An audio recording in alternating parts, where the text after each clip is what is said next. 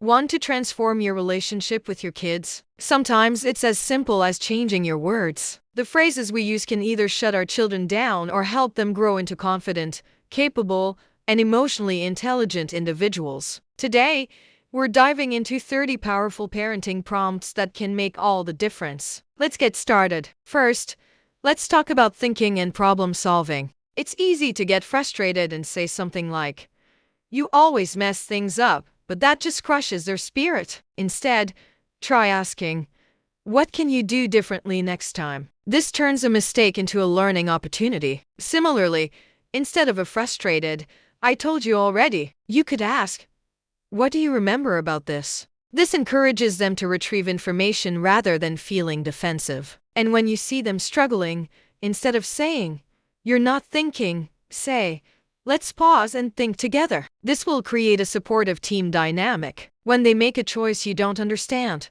don't just say, "This is wrong." Ask, "What made you choose this?" This helps you understand their thought process. Rather than demanding, "Just do what I say," empower them by asking, "What do you think is the best option?" And finally, replace "you never learn" with "What did you learn from this?" Every experience becomes a lesson. Next up, emotional intelligence. This is huge. When your child is crying, our first instinct might be to say, "Stop crying." But that invalidates their feelings. Try, "I see you're upset, tell me what happened." This opens the door for communication. When they're upset about something that seems small to us, saying, "It's not a big deal," is dismissive. A better approach is, "It feels big to you, and that matters."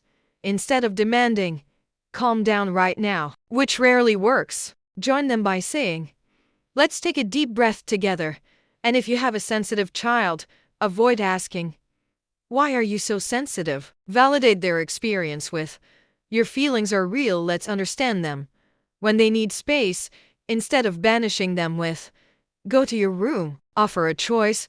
Do you need some space or some support? And when their behavior seems erratic, replace "You're acting crazy" with "Something is bothering you, what is it?" Now let's cover behavior and self-control. Are you tired of repeating yourself? Instead of asking, "How many times do I have to tell you?" try a direct prompt like, "What should you be doing right now?" This guides them back on track. Labeling them as naughty can become part of their identity. It's better to target the action.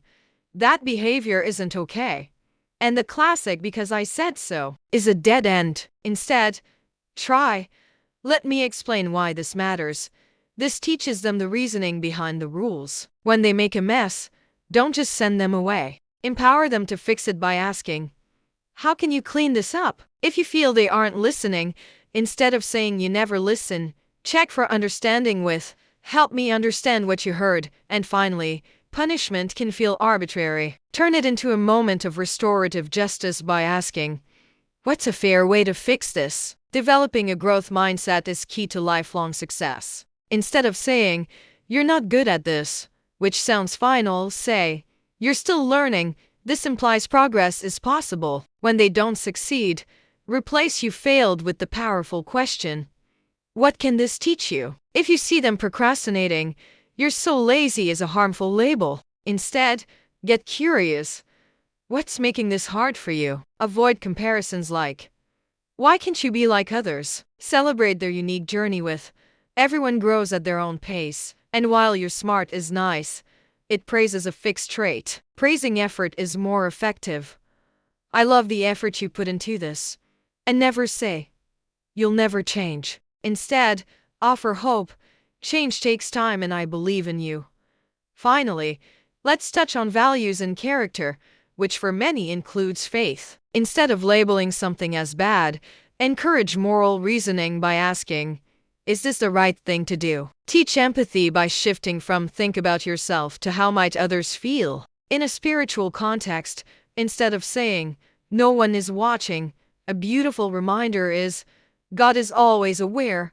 An apology is more than just words. Instead of just say sorry, ask, "How can you make things right?" Separate your child from their choices. Instead of "I'm disappointed in you," say, "I'm disappointed in this choice, not in you." And motivate them with intrinsic values. Instead of "do it for me," say, Do it because it's the right thing to do.